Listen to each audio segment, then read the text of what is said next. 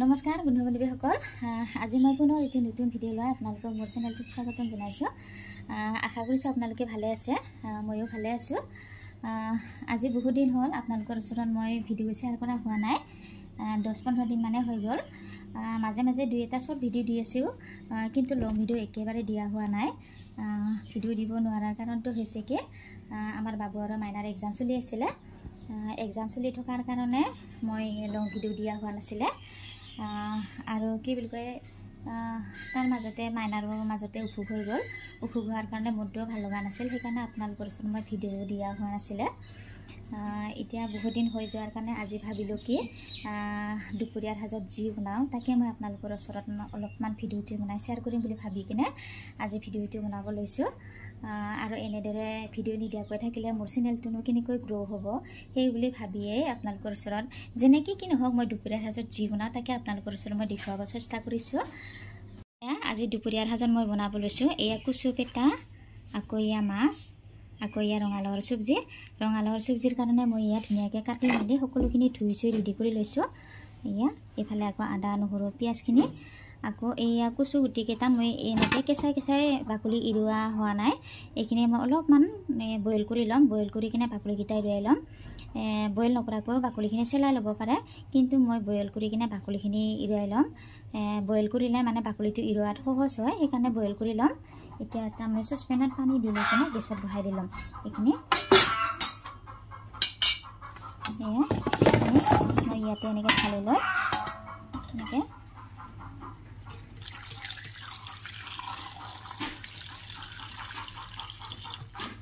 এনেদৰে পানী অলপ দি লৈ গেছত গ'ল অলপ সময়ৰ কাৰণে 10 মিনিটমান এয়া কচু গুটিখিনি 10 মিনিটমান সময়ৰ কাৰণে গেছত বইল কৰি ল'ম।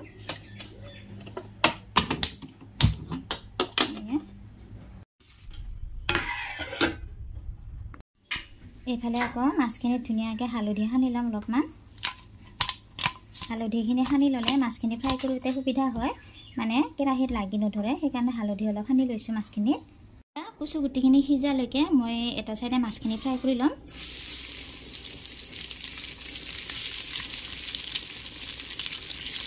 এনেদৰে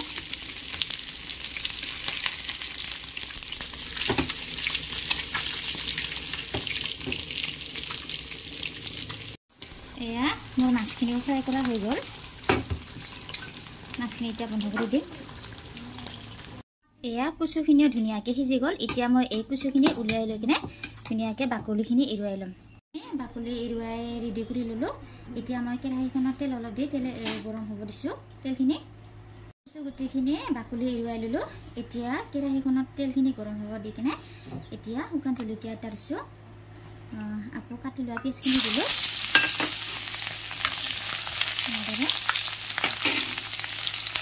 এয়া কাটি লোৱা বিলাহীখিনিকে দি দিলোঁ। বিলাহীখিনি অলপমান ধুনীয়াকৈ সিজি ল'ব দিম।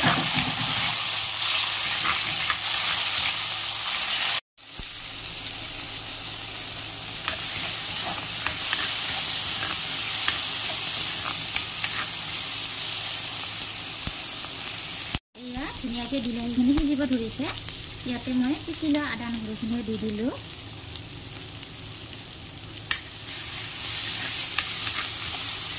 এতিয়া মই ইয়াতে এই বইল কৰি লোৱা কচুখিনি দি দিম।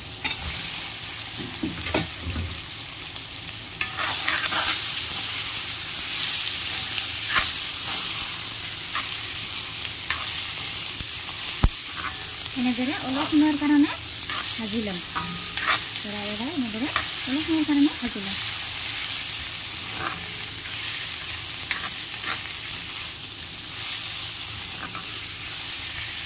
মোৰ এতিয়া ভাজি লোৱা হৈ গ'ল।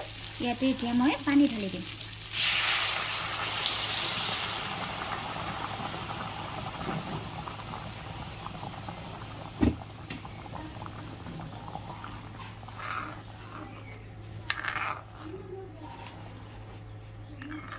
এনেদৰে পানী ঢালি উঠাৰ পিছত আকৌ ভালদৰে উতলিব দিম। ইয়াত ঢাকনিখন মাৰি অলপ উতলিব দিম। আঞ্জাখিনি বহাই থৈ মই এতিয়া ঘৰৰ পিছপিনে হলং টেঙা আছে, হলং টেঙা অলপ ছিঙি নিব আহিছোঁ। মানে কচু আঞ্জাত অলপমান টেঙা দিলে ভাল হয়, সেইকাৰণে অলপমান হলং টেঙা ছিঙি লৈ যাম। বেছি নিদিওঁ এনে অলপমান দিম জুকে ওলাইছে নেকি এয়া কচুখিনি খুব ধুনীয়াকৈ উতলিছে এয়া এতিয়া উতলি থকা সময়খিনিতে ভাজি লোৱা মাছখিনি ঢালি দিম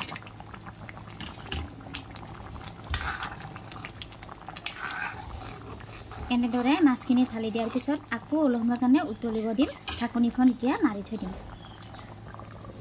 এইফালে আকৌ এটা চাইডে মই ৰঙালাওৰ চব্জিখিনিকো বহাই দিম এয়া তেলখিনি বহাই দিছোঁ তেলখিনি গৰম হৈছে এতিয়া ইয়াতে শুকান জলকীয়া দুটা দিম আকৌ পাঁচফোৰণ অলপমান দিম তাৰপিছত আকৌ এয়া কাটি লোৱা পিঁয়াজখিনি দি দিম লগতে এয়া হালধিখিনিও দি ল'লোঁ এতিয়া এয়া লাওখিনি বহাই দিম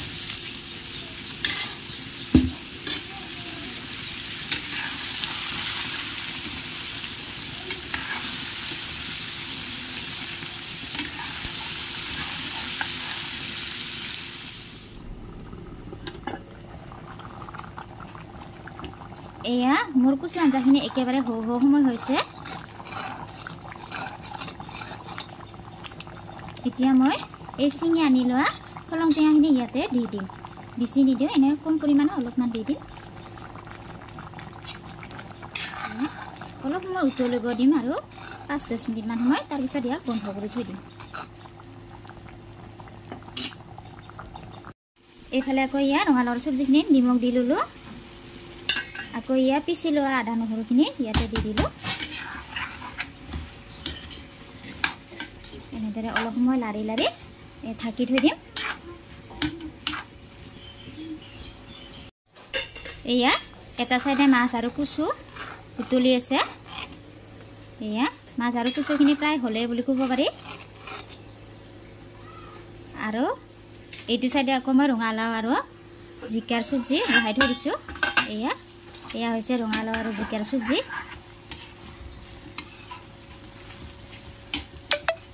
এয়া বন্ধু বান্ধৱীসকল আজি এয়া মোৰ দুপৰীয়াৰ সাজৰ কচু আঞ্জা আৰু ৰঙালাওৰ চব্জি ৰেডি হৈ গ'ল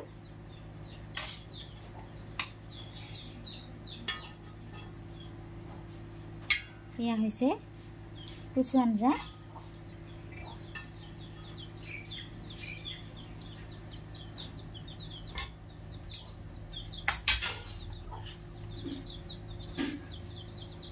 আকৌ এয়া হৈছে ৰঙালাওৰ চব্জি